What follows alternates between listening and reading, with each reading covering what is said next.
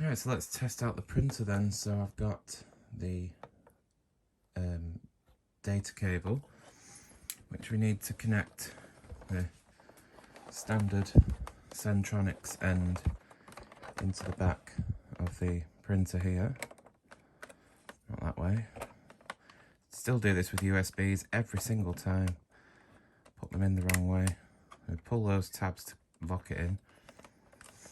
Okay, and we do the same on the PPD.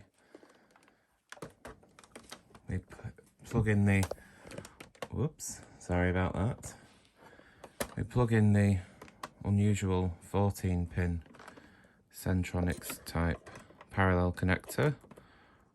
Lock that in place. Now I'm just going to use regular A4 cut paper, because this particular printer, the Brother M-1009, does have the ability to use a tractor feed unit with the old fan fold paper, or the roll sheet type paper as well. But I don't have the extra accessories, so I'm going to use just regular A4 cut paper, which might be a bit awkward to feed in with the camera in front of me. And sometimes it gets a bit stuck on the cover. I'm just going to have to take it off for a minute. There we go. Just going to line it up. It's a bit like putting in a knit radar sheet on a knit master. Okay, and then roll it back down to about there. That'll do. So I'm going to turn the PPD on. Press the step key to get to the main menu. Select number 6 and step for print out pattern, and select the pattern number we want to print. We'll do that one, 903.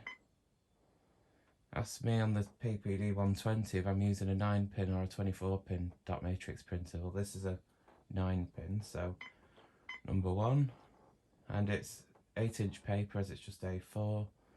This printer can only be capable of printing up to 8-inch paper anyway. That's fine. It will show me what I'm going to print. I press the step key. Ask me for track numbers and disc numbers, but I won't include those at the moment. It asks me if the printer's ready. Well, I need to turn it on. Okay, now it's online, and we just press the step key and it'll start printing.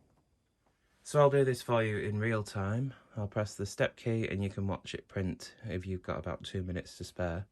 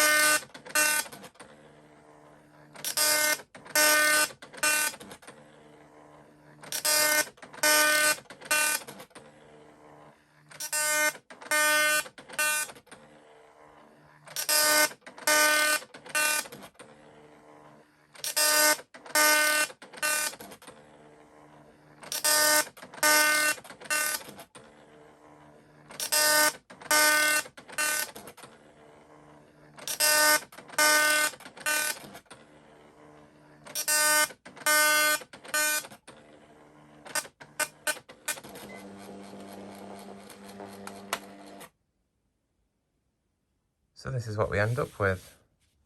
Nice printed pattern chart. And depending on whether you're using a cartridge 2 or 3 will depict what the wording of the text is here. On cartridge 3 it prints external memory and external page. On cartridge 2 that would say disk number and track number for a floppy disk. Page number there will be your either 1 to 16. If you're using mode 1 it'll always be page 1. But if you're using mode 2 on the PPD, it could be anywhere from page 1 to page 16. So it tells you what page it was on. The pattern number and how many stitches wide and how many rows long it is. Printing order 1 to 1, so that means if you have a larger pattern that's printed over more than one sheet of paper, this would be sheet 1 of 6, for instance. But this is just on one sheet, so it's just 1 of 1. Prints all the memo information if you have any up the side, and in this case I guess with a larger pattern it will tell you the increments of 10 of the stitches and rows. For smaller charts it doesn't seem to do that, because I did test it with a 24 stitch wide chart and then it didn't do that. So I guess for a larger pattern it would do. But anyway, there we are. So obviously dot matrix printers are a bit before my time. I do remember the dot matrix receipt printers that were quite common when I was growing up, but dot matrix printers were probably pretty much not in use for the most part. When I was growing up, they were inkjet or laser. But yes, the quality is pretty good really for a 9-pin dot matrix. And there you go. So that's handy to have, so I can print out some of my pattern charts. So I've got a note of them. But there you go. Dot matrix printing with the pattern programming device.